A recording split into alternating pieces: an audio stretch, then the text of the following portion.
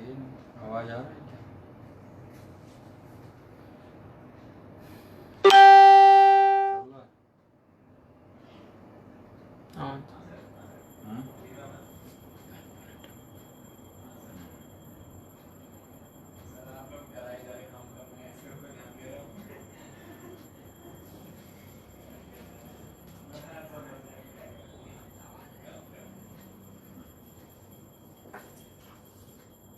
सिन्दूरारुणविग्रहां त्रिनयनां माणिक्यमौलिस्फुरन् तारानायकशेखरामिस्मितमुखीमापीनवक्षोरुहां पाणिभ्यामलिपूर्णरत्नचषकं रक्तोत्पलबिभ्रतीम् सौम्यां रत्नघटस्थरक्तचरणां ध्यायेत् परामम्बिकाम्।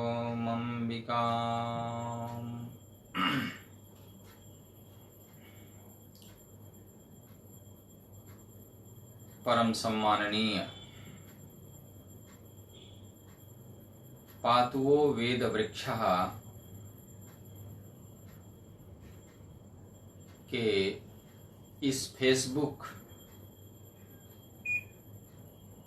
लाइन पर जुड़े हुए समस्त महनीय विद्वज्जन तथा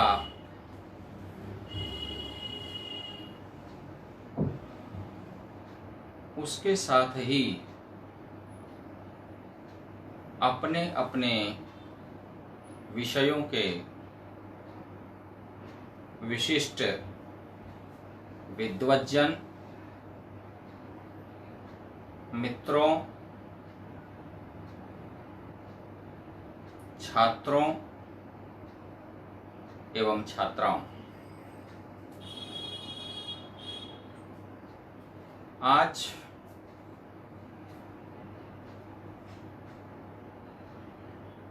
इस फेसबुक चैनल पर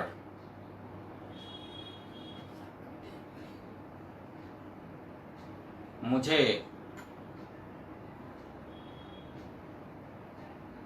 मानव जीवन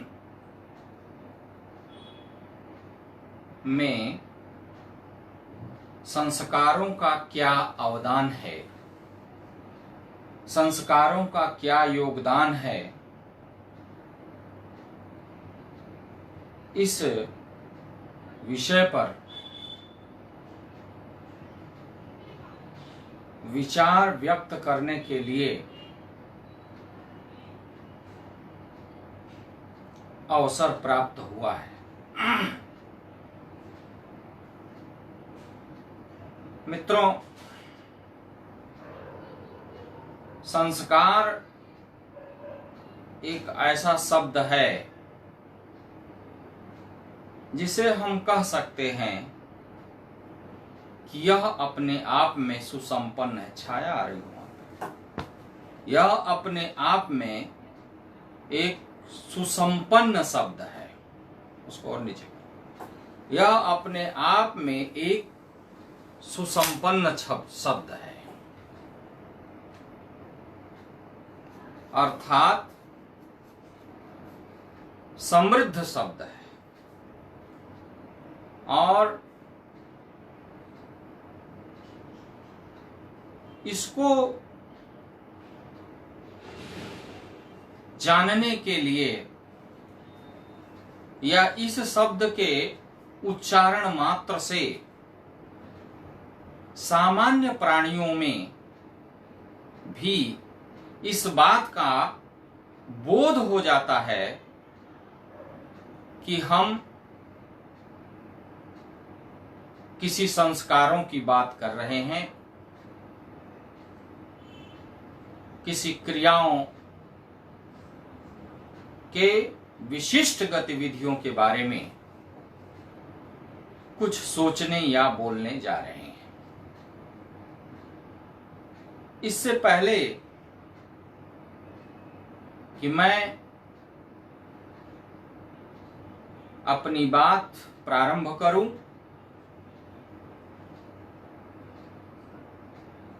इस शब्द के ऊपर ही विचार कर लेना चाहता हूं। संस्कार शब्द के बारे में जैसा आप सभी जानते हैं, सम उपसर्ग है, क्री धातु है, घय प्रत्यय है। सम उपसर्ग के प्रयोग के बारे में जब हम निरुक्त में देखते हैं तो वहां स्पष्ट रूप से सूत्र मिलता है, समिति एकी भावम। सम क्या है? कहते हैं सम एकी भाव है। जब उसकी व्याख्या करते हैं तो व्याख्याकार वहां पर लिखते हैं संगृहणाति इति, संग्रहण करोति, अर्थात जिससे संग्रह किया जाए। तो संस्कार शब्द में सम उपसर्ग ये बताता है कि कोई ऐसी क्रिया है जिस क्रिया में संग्रह होता है। किस चीज का संग्रह होता है? कहा संस्कारो ही गुणांतराधानम उच्यते। सुश्रुत इस बात को कहते हैं कि संस्कार में गुणों का आधान होता है। गुणों को आत्मसात किया जाता है और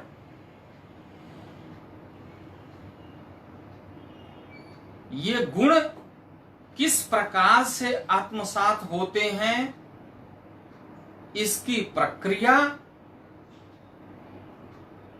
समझने के लिए हमें विधियों को समझना पड़ेगा। सबसे पहले तो प्रश्न यही खड़ा होता है कि संस्कारों से गुणाधान होता है या नहीं होता है। इस संदर्भ में प्राचीन मत और अर्वाचीन मत क्या कहते हैं? क्योंकि प्राचीन मत तो इस विषय में अपना स्पष्ट प्रमाण प्रस्तुत करता है। याज्ञवल्क्य कहते हैं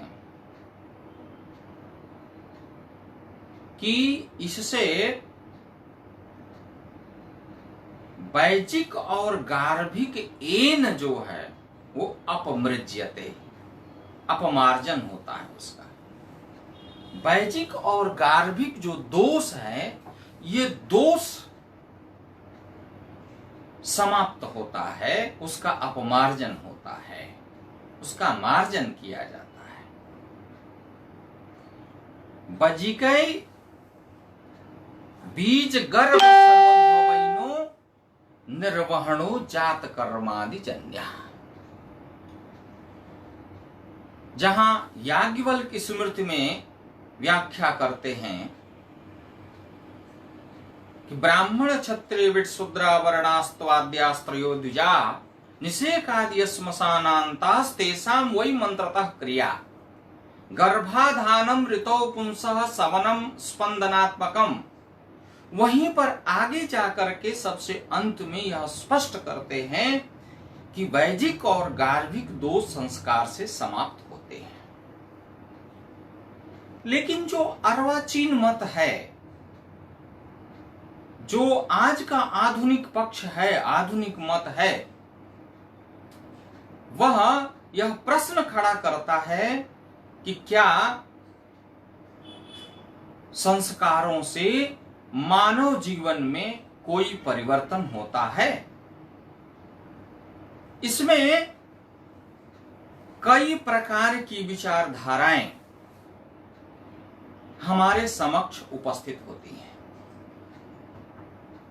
संस्कार पर बात करने से पहले मैं सोचता हूं कि इन विचारधाराओं को भी देख लिया जाए। ये विचारधाराएं किस प्रकार से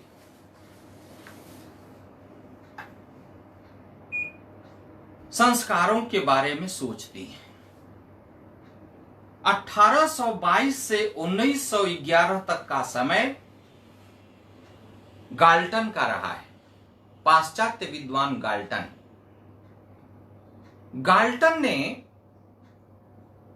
तमाम अनुसंधान के बाद उस अनुसंधान का यह निष्कर्ष निकाला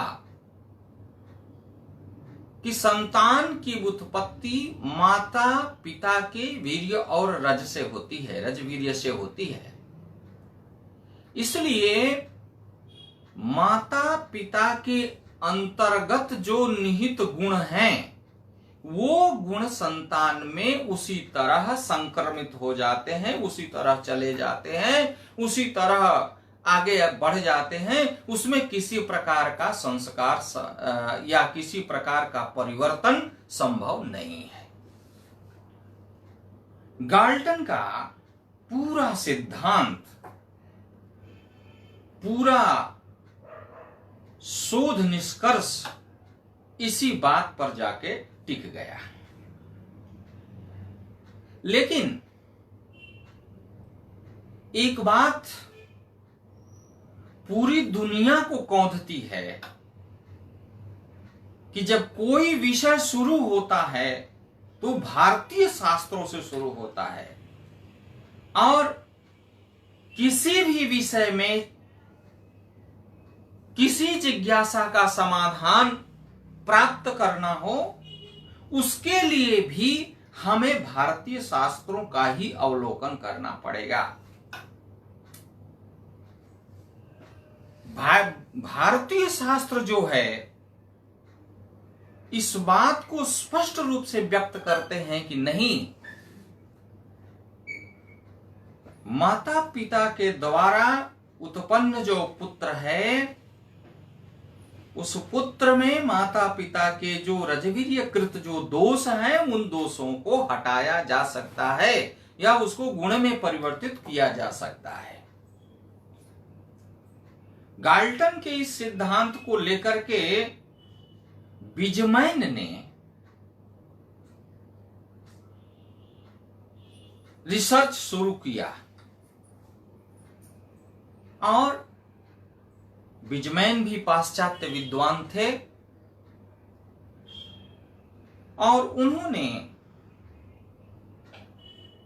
गाल्टन के सिद्धांत की ही पुष्टि की कि नहीं, किसी भी प्रकार का परिवर्तन नहीं किया जा सकता, इसलिए संस्कारों को करने से किसी प्रकार का कोई लाभ नहीं है। गाल्टन का कहना था, बिजमैन का, गाल्टन के बाद बिजमैन ने उससे आगे का शोध किया है। उनका कहना था कि उत्पादक कोष्ठ व्यक्ति के शरीर के अंतर्गत होता है। उस उत्पादक कोष्ठ में उत्पादक तत्व होते हैं। उन उत्पादक तत्वों में न्यूक्लियस होता है। उन न्यूक्लियसों में वर्ण सूत्र होते हैं, और उन वर्ण सूत्रों के द्वारा मनुष्य की उत्पत्ति होती है या जीव की उत्पत्ति होती है। तो वर्ण सूत्रों के जो गुण हैं, वही गुण तो उस जीव में आएंगे। इसमें संस्कार क्या कर लेगा? आप मंत्रों का उच्चारण करेंगे, उससे क्या हो जाएगा? क्योंकि वो तो आभ्यंतरिक जो प्रक्रिया है, उस प्रक्रिया के तहत वहां उत्पादन हो रहा है। उनसे आगे के लोगों ने जब इस पर अनुसंधान किया तो उन्होंने कहा कि नहीं नहीं, केवल वर्ण सूत्रों से ही वह बात अंत नहीं हो जाती। वर्ण सूत्रों में वाहकाणु होते हैं और वाहकाणुओं के द्वारा यह कार्य संपन्न होता है। तो इन वाहकाणुओं को परिमार्जित किया जा सकता है और इस संदर्भ में उन्होंने अपनी खोज शुरू की। यूरोप, अमेरिका इत्यादि स्थानों में रहने वाले जो मनोवैज्ञानिक विद्वज्जन हैं, उन विद्वानों ने इस पर एक खोज शुरू की और कहा कि रिसर्च करके देखा जाए कि इससे कोई लाभ होता है या नहीं होता है। सबसे पहले गाल्टन और वीजमैन के सिद्धांत को किस प्रकार माना जाए, इस संदर्भ में जब उनसे पुष्टि की बात की गई तो उन्होंने 2-3 उदाहरण दिए और उन उदाहरणों में जो पाया गया वह अद्भुत विचार हम लोगों के समक्ष हुआ। 1720 में न्यूयॉर्क में एक वंश का परीक्षण किया गया। उसको जुक वंश का नाम दिया गया कि जुक वंश। जुक नाम के व्यक्ति की वंश परंपरा में आने वाले लोगों का परीक्षण किया गया। उसमें करीब 1200-1400 लोग थे और उन लोगों का परीक्षण किया गया तो उस परीक्षण में यह पाया गया, ये निम्न प्रकृति के लोग थे, तो इनमें यह पाया गया कि उसमें कुछ लोग अपराधी हैं, कुछ लोग बीमार हैं, कुछ लोग पागल हैं और कुछ लोग घोर अपराधी की श्रेणी में हैं। उस वंश में कोई भी व्यक्ति उत्कृष्ट नहीं है और इसी को गाल्टन और वीजमैन ने आगे बढ़ा दिया। आगे एक रिसर्च किया गया। यह रिसर्च यूरोप के लोगों ने किया कि काली काक वंश में काली काक की 2 पत्नियां थी। एक पत्नी को विवाह संस्कार से उन्होंने पत्नी बनाया था और एक पत्नी उनकी प्रेमिका थी। प्रेमिका के द्वारा उत्पन्न जो संतान थी, उन संतानों के गुण सामाजिक व्यवस्था के विरुद्ध पाए गए और विवाह संस्कार करके जो संतान उत्पन्न हुए थे, उन संतानों के गुण उत्तम पाए गए।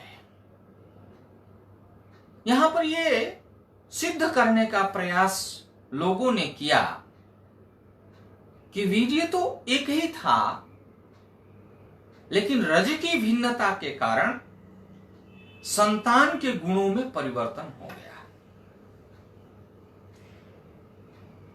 अगर भारतीयों से कोई पूछे तो हम तो संस्कार प्रकरण का वह श्लोक उठाएंगे कि भार्या त्रिवर्ग करणम शुभशील युक्ता शीलम शुभम भवति लग्नवसेन तस्या तस्माद् विवाह समये परिचिन्त्यतो ही। इसलिए विवाह समय का विचार किया जाता है क्योंकि उसी के आधार पर सुतशील धर्मा, संतान के शील और धर्म होते हैं, उनके गुण होते हैं। इसलिए हम तो इसको ये कहेंगे कि विवाह संस्कार से संस्कारित जो पत्नी थी, उस पत्नी में जो उत्पन्न संतान था, उस संतान का जो गुण था, वह उसके लग्न का प्रभाव था, संस्कार की प्रक्रिया का प्रभाव था, मंत्र का प्रभाव था, जिससे वह उत्तम हुआ। लेकिन इस बात को उन लोगों ने नहीं माना और अपने शोध को और आगे बढ़ाया और एक उत्तम व्यक्ति का इस प्रकार का वंशानुगत परीक्षण किया, जोनाथन एडवर्ड्स का, जिसमें ये पाया गया कि उसके वंश में बाद में आने वाली जो संतानें हुई वो उत्तम हुई, उनके उत्तम विचार हुए और वो जो है आगे अच्छे अच्छे पदों पर भी रहे और पढ़ने लिखने में उनकी रुचि रही। मतलब उनका एक जो स्टेटस था वह स्टेटस उत्तम था।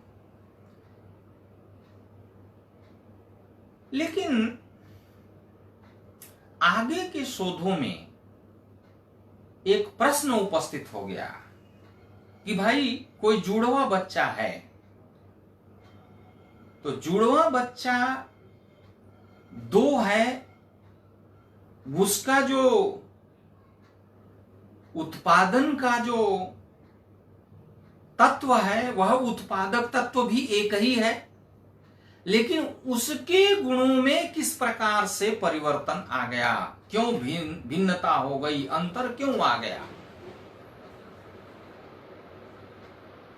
इस बात पर विचार किया गया। दो जुड़वा बच्चियां हैं और उनके दोनों में कैसे परिवर्तन हो गया, जबकि उत्पादक तत्व उनका एक ही है।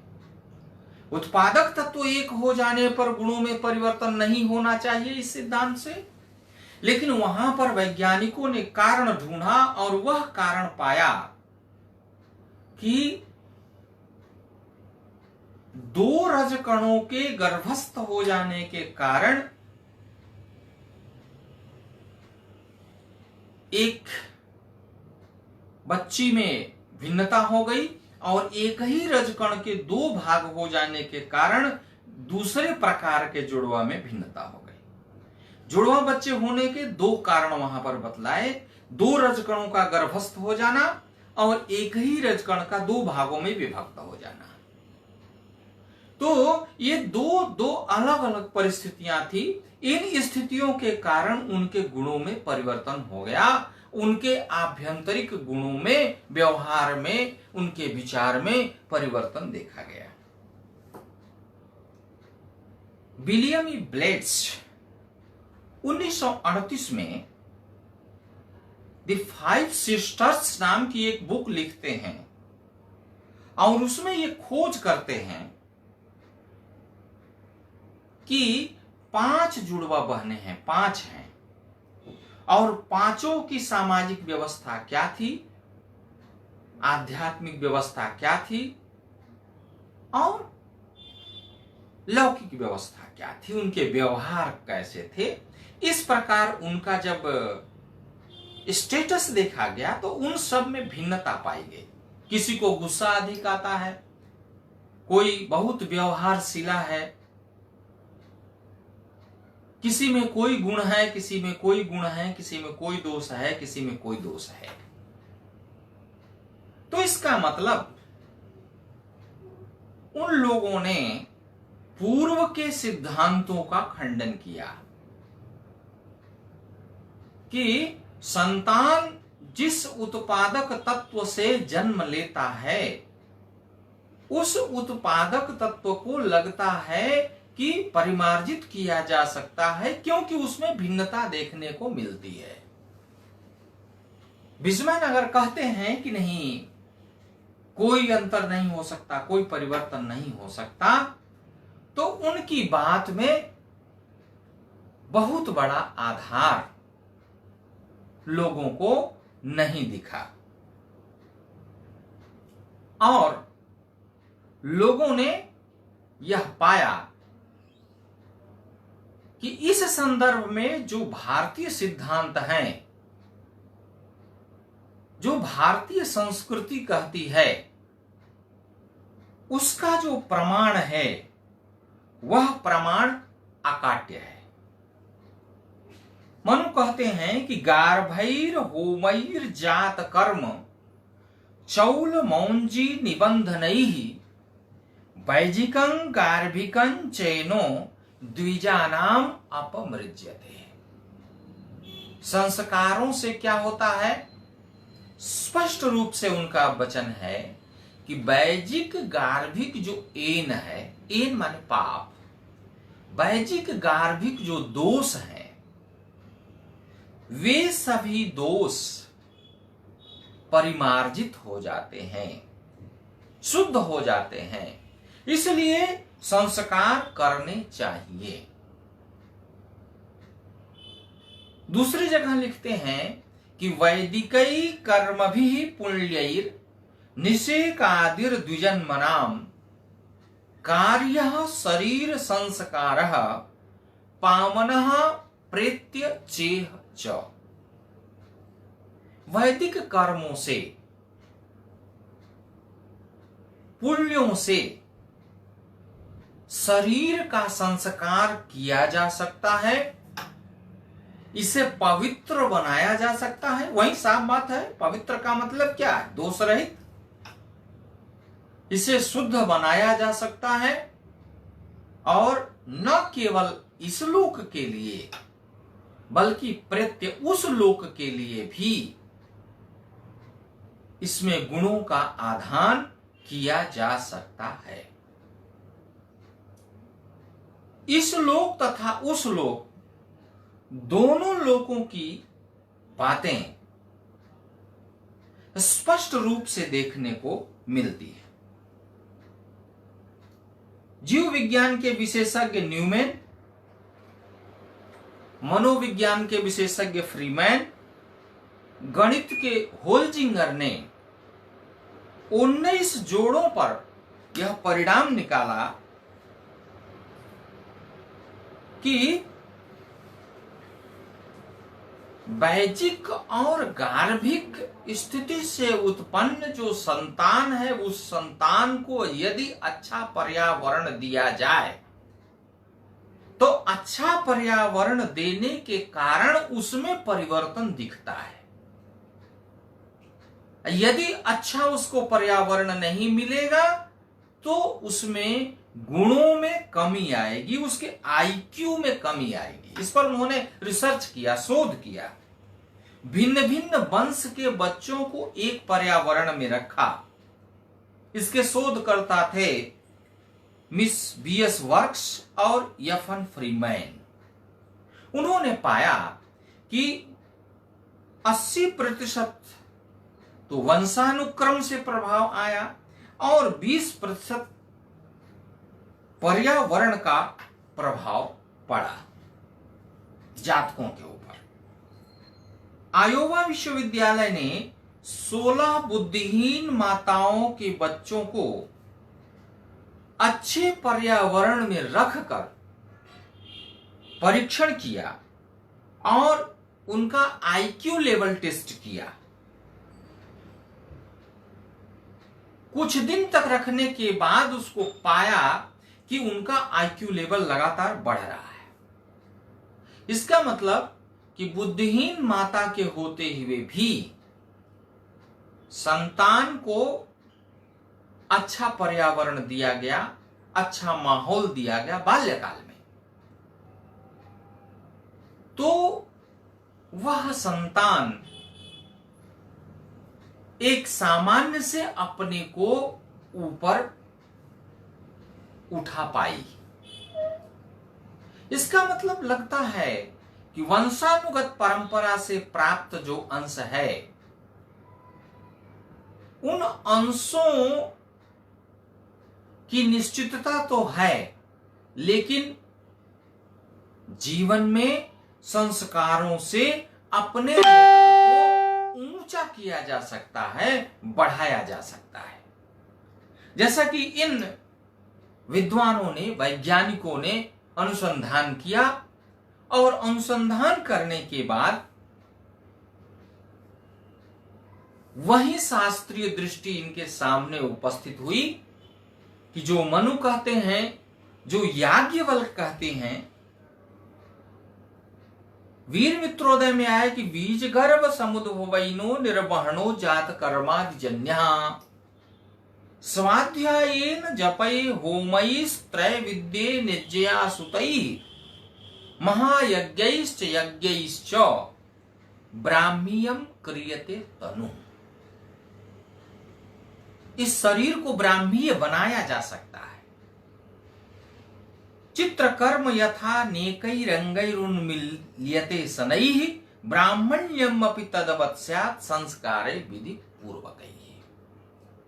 जिस प्रकार से विभिन्न प्रकार के चित्रकर्मों के द्वारा किसी वस्तु को सजाया जाता है, उसी तरीके से मानव को भी विभिन्न प्रकार के संस्कारों के द्वारा सजाया जाता है।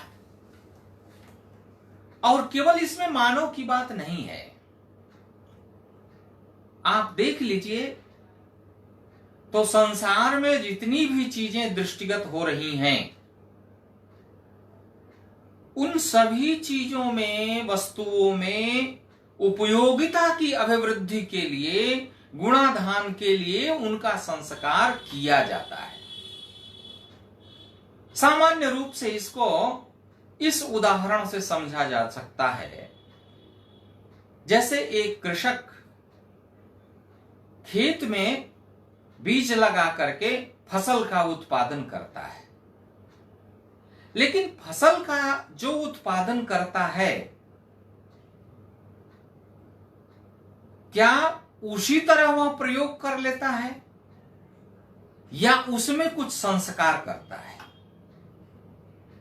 जब फसलों के द्वारा प्राप्त अन्नों में संस्कार करता है तो उसकी उपयोगिता में वृद्धि हो जाती है। धान बनाता है, धान के बाद चावल, चावल जब तैयार होता है तो उसकी उपयोगिता में अभिवृद्धि हो जाती है। उसी तरीके से एक लोहा है, लोहा तो सामान्य है, लेकिन क्या लोहा को उसी तरह हम अपने प्रयोग में ला सकते हैं? नहीं। एक लोहकार उस लोहा को विविध प्रकार के उपक्रमों द्वारा, विविध प्रकार की प्रक्रियाओं द्वारा वह मानव के अनुकूल उसके लिए उपयोगी बना देता है। और जब वह उसको उपयोगी बना देता है तो हम कह सकते हैं कि यह उपयोगी कैसे बना? यह उपयोगी उसमें संस्कार हुआ, इसके कारण बना। बहुत सारी बातों पर बहुत सारे कमेंट हो सकते हैं। अब कुछ लोग कहेंगे कि भाई फल तो हम वृक्ष से तोड़ते हैं, उसको खा सकते हैं, लेकिन भारतीय शास्त्रीय सिद्धांत कहता है कि नहीं, फल को भी खाना है तो उसको भी अच्छी तरीके से धोना पड़ेगा, अच्छी तरीके से उसके संस्कार करने पड़ेंगे। बिना संस्कार के आप किसी चीज का प्रयोग नहीं करें। क्यों? क्योंकि उसकी जो उपयोगिता है, उसमें जो गुण व्याप्त है, उस गुण का लाभ आपको तभी मिलेगा जब संस्कार युक्त उसका प्रयोग होगा। इसलिए यह बात सिद्ध होती है कि संस्कारों का संपादन करना ही चाहिए। और हमारे यहां पुराणों में इस प्रकार के दृष्टांत भरे पड़े हैं। सभी लोग जानते हैं, अर्जुन ने सुभद्रा को चक्रव्यूह तोड़ने की विद्या की कहानी सुनाई। उस समय गर्भ में पल रहा अभिमन्यु किस प्रकार से उन सारी कहानियों को आत्मसात कर जाता है, और जब तक माता जागृत अवस्था में है तब तक की सारी कहानियों का अनुसरण अभिमन्यु कर लेता है, और उसके जीवन काल में भी वो सारी चीजें कंठस्थ रहती हैं, याद रहती हैं, जिसका परिणाम होता है कि अपने पिता अथवा अन्य किसी के द्वारा न बताए जाने पर भी चक्रव्यूह के निश्चित स्थान तक वह पहुंच जाता है जहां तक उसने कहानी सुनी है। लेकिन माता के सो जाने के कारण गर्भस्थ शिशु की जो गतिविधि है वो गतिविधि रुक गई, अर्थात शिशु भी सो गया। अंग से अंग की उत्पत्ति माता की प्रक्रिया के हिसाब से ही संतान की प्रक्रिया चल रही है। इसलिए माता जब तक जाग कर सुन रही है तब तक वह शिशु के हृदय में भी बात आ रही है, और माता के सो जाने के बाद शिशु भी सो जाता है और अर्जुन अपनी कहानी सुनाते हैं, लेकिन उस कहानी का कोई लाभ नहीं मिल पाता है। एक और बात आप लोगों के समक्ष उपस्थित करना चाहता हूं, यह भी उदाहरण आप सभी लोग जानते हैं। कयाधु का उदाहरण। कयाधु और हिरण्यकश्यपु के द्वारा उत्पन्न पुत्र हैं प्रहलाद। हिरण्यकश्यपु दैत्य प्रवृत्ति के हैं और उनकी पत्नी कयाधु है। तो दैत्य प्रवृत्ति के रजवीर्य से उत्पन्न जो संतान है वह संतान प्रहलाद कैसे हो सकते हैं? यदि हम इसको माने कि नहीं, वंशानुगत जो परंपरा है या वंश से जो गुणाधान होता है वही गुणाधान निरंतर प्रवाहित होता रहता है, तो यह बात सिद्ध नहीं होती। कयाधु को नारद जी अपने आश्रम में रखते हैं और आश्रम में रखने के बाद एक गर्भिणी स्त्री के लिए जितने भी आवश्यक नियम हैं उन सारे नियमों का वहां पालन होता है, और पालन होने के बाद जो पुत्र उत्पन्न होता है उस पुत्र का नाम प्रहलाद है, और प्रहलाद जो है वो देवभक्त होते हैं। प्रहलाद की जो प्रवृत्ति है अपनी माता पिता की प्रवृत्ति से अलग है। इस प्रवृत्ति में परिवर्तन क्यों हुआ? यदि वैजिक गार्भिक दोषों का अपमार्जन संभव नहीं, वैजिक गार्भिक दोषों को हटा करके गुण के आधान की प्रक्रिया की संभावना यदि नहीं बनती, तो इस प्रकार का जो परिवर्तन है वह देखने को नहीं मिलता, जैसा प्रहलाद जी में देखने को मिलता है। मित्रों, पाश्चात्यों का जो शोध है वह भारतीय संस्कृति से ही शुरू होता है। शोध का जो मूल आधार है वह आधार भारतीय संस्कृति ही प्रदान करती है।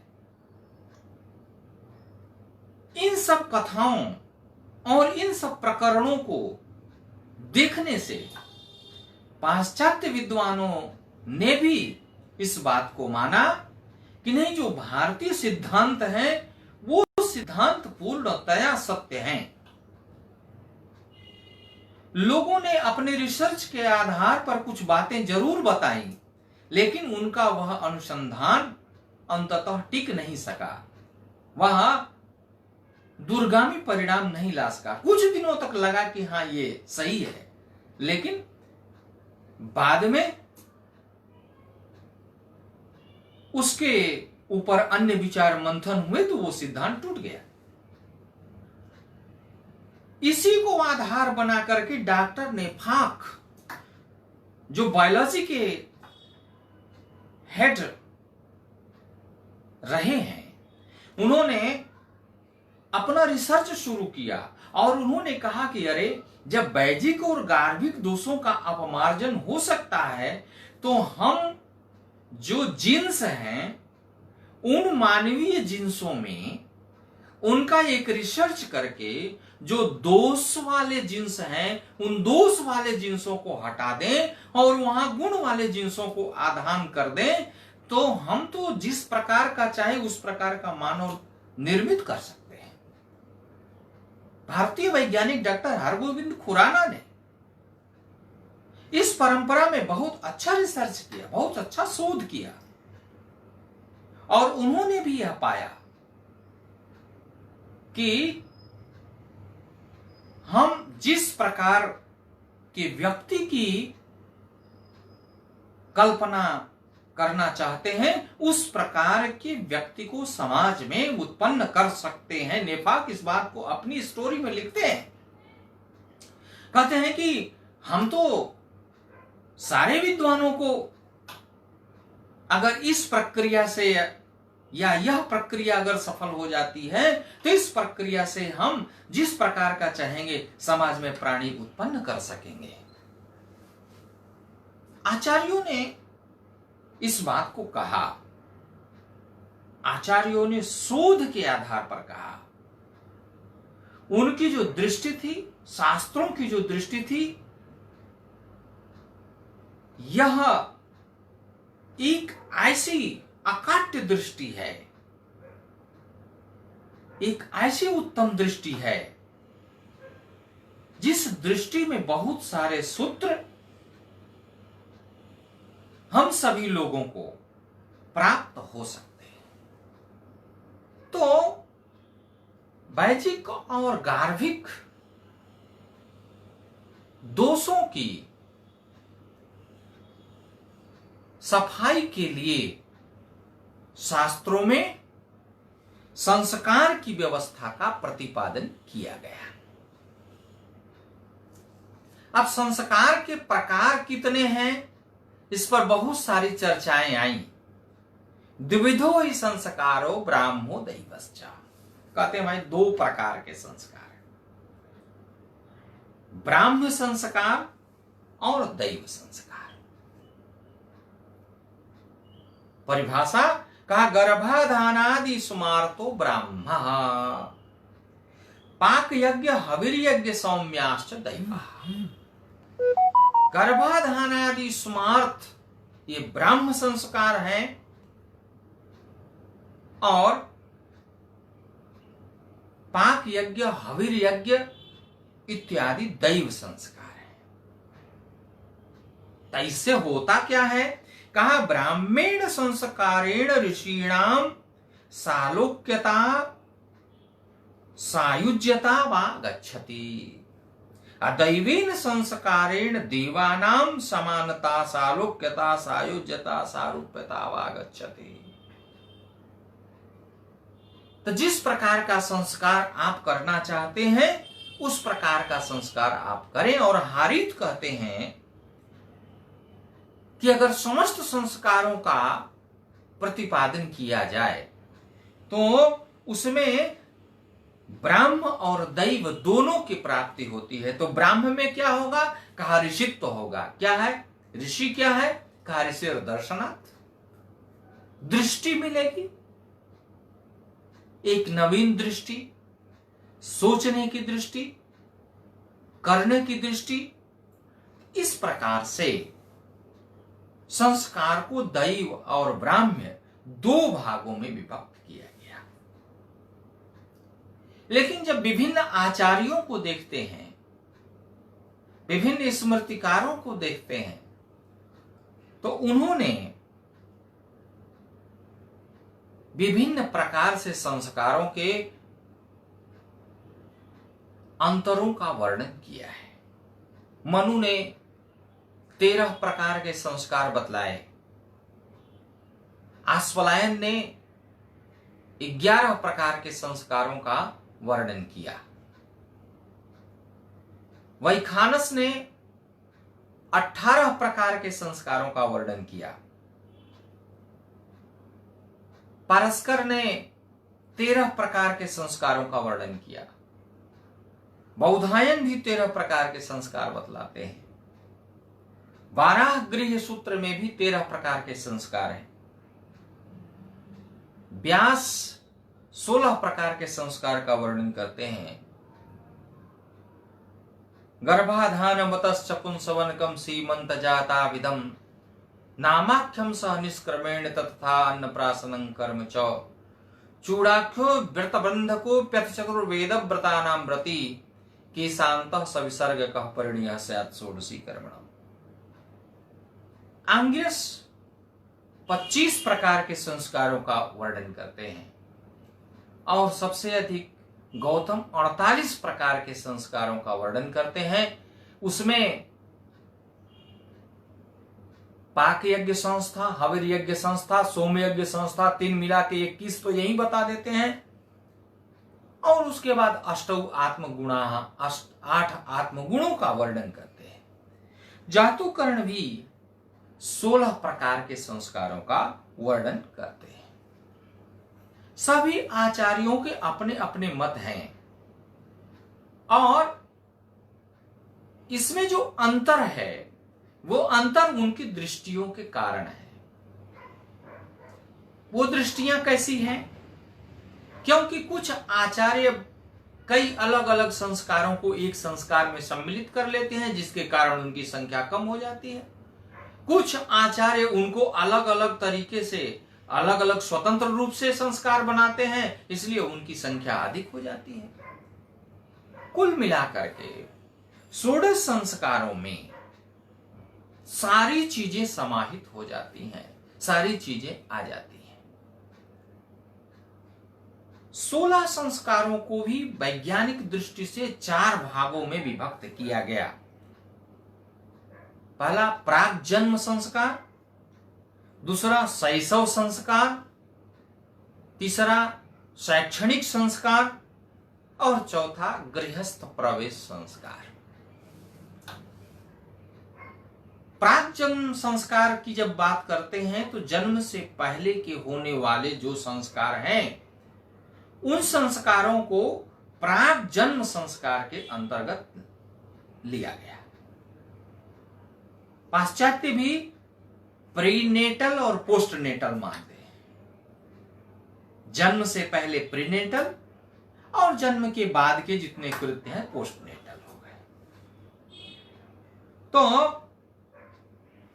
प्राक जन्म संस्कार में गर्भाधान संस्कार, पुंसवन संस्कार और सीमंतोन्नयन संस्कार, ये 3 संस्कार देखने को मिलते हैं। शैशव संस्कार में जातकर्म, मेधाजनन, नामकरण, निष्क्रमण, अन्नप्राशन, चूड़ाकरण, कर्णवेद इत्यादि संस्कारों को देखा जाता है। वहां जो एक बात पाश्चात्यों में हमने बताई थी कि उन्होंने पर्यावरण के आधार पर शिशुओं का जो परीक्षण किया उसमें सभी को बाल्यावस्था में ही अपने अनुसंधान में पाया कि उनमें परिवर्तन होता है। एक काल बीत जाने के बाद फिर उस संस्कार का कोई प्रभाव उनके ऊपर नहीं पड़ता। ये हमारे ऋषि भी कहते हैं, क्योंकि वो भी यज्ञोपवीत, वेदारंभ, के शांत, समावर्तन ये शैक्षणिक संस्कार हुए और गृहस्थ संस्कार में विवाह और आज्ञाध्यान इत्यादि का वर्णन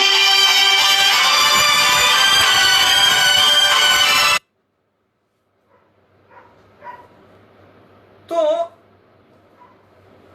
अब इन संस्कारों को जब हम देखते हैं, विचार करते हैं, तो इस संस्कारों की विशिष्टता में बहुत सारी बातें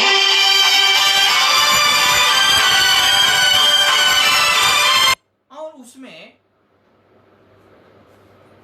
गर्भाधान संस्कार में हम ये पाते हैं कि जो प्रभाव होता है माता और पिता का, वह प्रभाव संतान में किस प्रकार से जाता है और यदि कोई बाधा है तो उस बाधा को दूर कैसे किया जाए।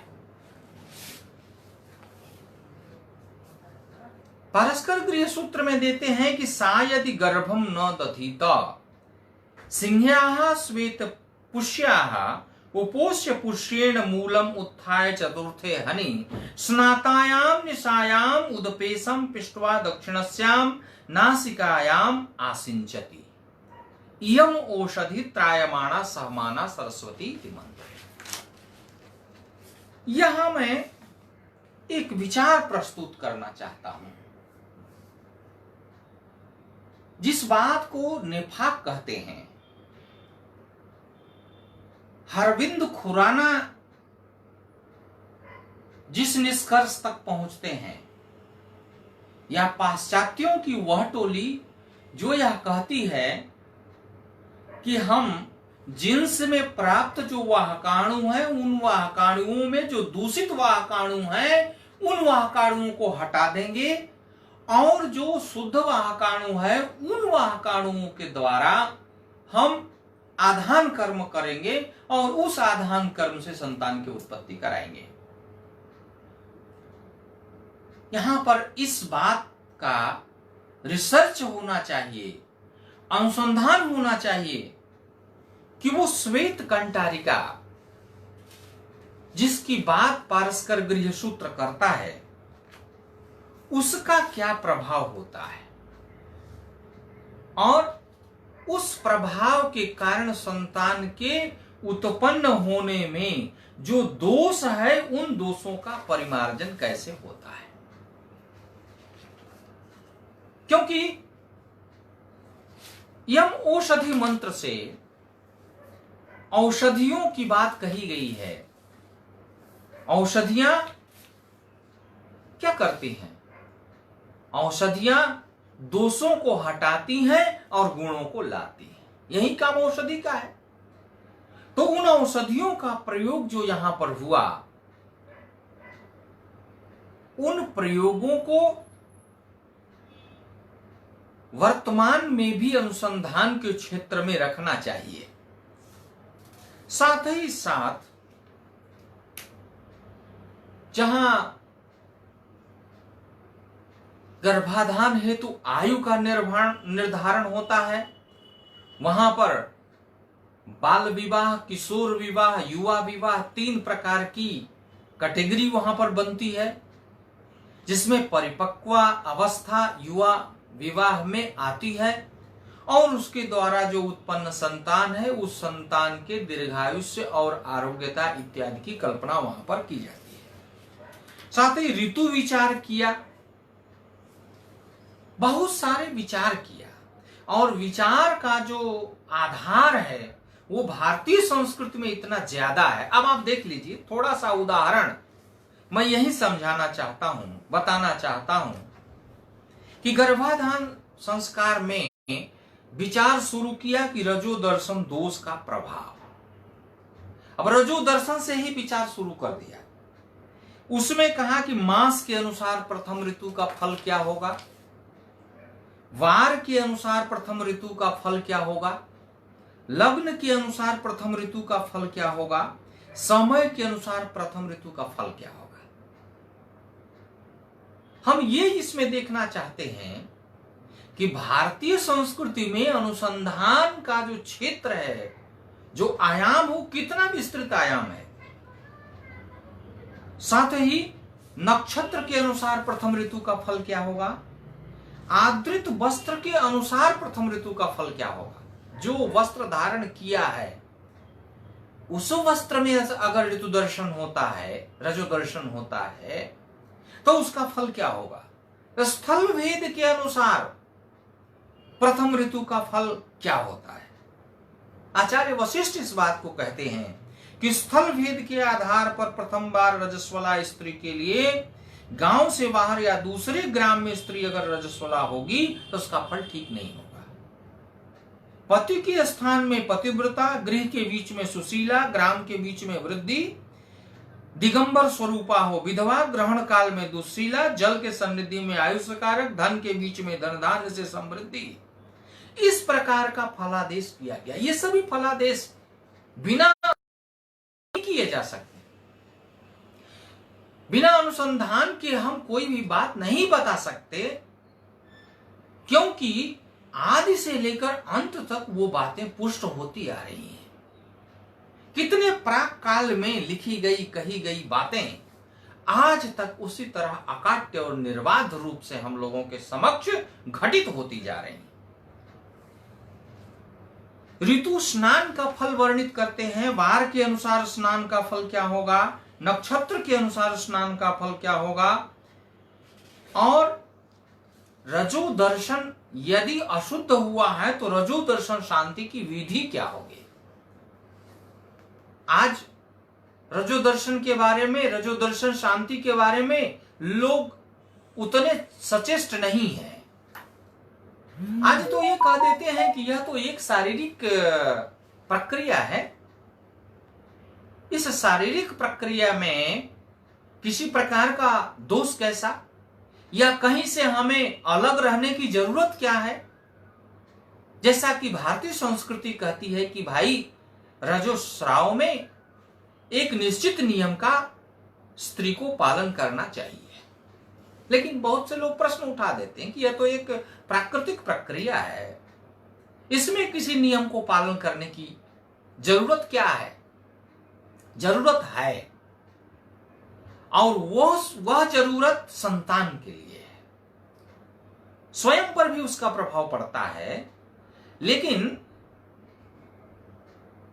जो मुख्य उद्देश्य है संतान उत्पत्ति, वंश का प्रवाह, क्योंकि इसी के बिना गति नहीं होती।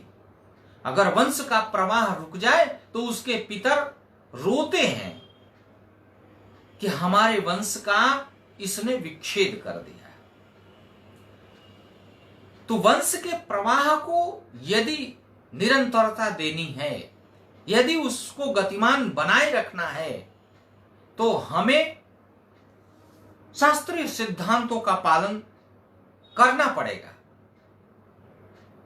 और भी बहुत सारी बातें मैं इसमें व्यक्त करना चाहता था। आयु का विचार, ऋतु का विचार, क्षेत्र का विचार, बीज का विचार और बहुत सारी चीजें। अन्य संस्कारों पर भी इसी तरह मैं बात करना चाहता था, और सभी संस्कारों के अनुसंधानात्मक स्वरूप क्या हो, और जो अनुसंधान पाश्चात्य करते हैं वो अनुसंधान हम क्यों न करें। इस प्रकार के विचार आप लोगों के समक्ष मैं प्रस्तुत करना चाहता था, लेकिन समय का अभाव है। मैं थोड़े से विचारों के साथ, जो भी इन विचारों में कहीं पर त्रुटि रही होगी, उसके लिए मैं करबद्ध निवेदन करता हूं, उसे क्षमा करेंगे। और साथ ही इस कार्यक्रम में भाग लेने वाले श्री लाल बहादुर शास्त्री राष्ट्रीय संस्कृत विश्वविद्यालय के वेद विभागाध्यक्ष डॉक्टर रामानुज उपाध्याय जी, उनका मैं हार्दिक अभिनंदन करता हूं। साथ ही हमारे बहुत सारे नीतीश झा वगैरह शोध छात्र भी इसमें दिख रहे हैं, मैं उनको भी आशीर्वाद देता हूं। और इसमें बहुत सारे महनीय विद्वान हैं जो श्रेष्ठ हैं, वरिष्ठ हैं, उन सभी विद्वानों का भी मैं अभिवादन करता हूं, उन लोगों को प्रणाम करता हूं। और इस प्रकार के प्रकल्पों को उत्तम से उत्तम तरीके से किस प्रकार हम लोग विचार करें, इसके लिए मैं आशा करता हूं कि सभी विद्वज्जन इस पर विचार करेंगे।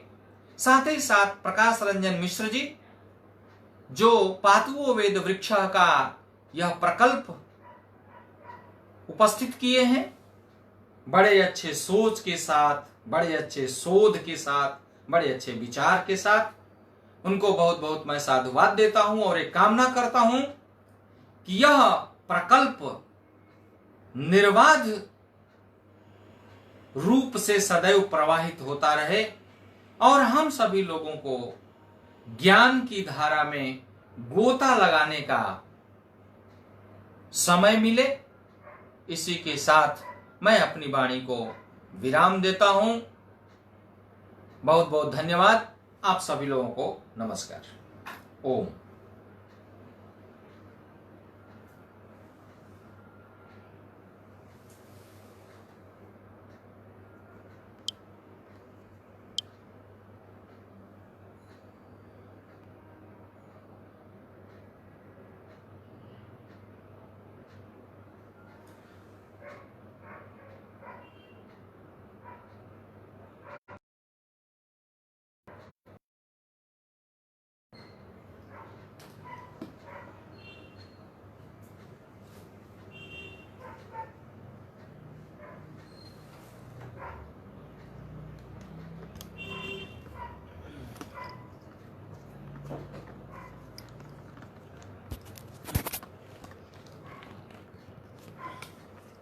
खोला हो।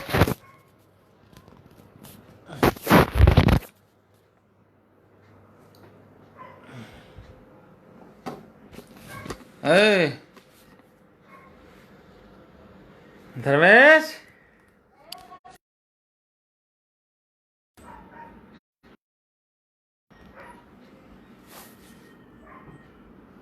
ये खत्म हो गया ना, देखो तो।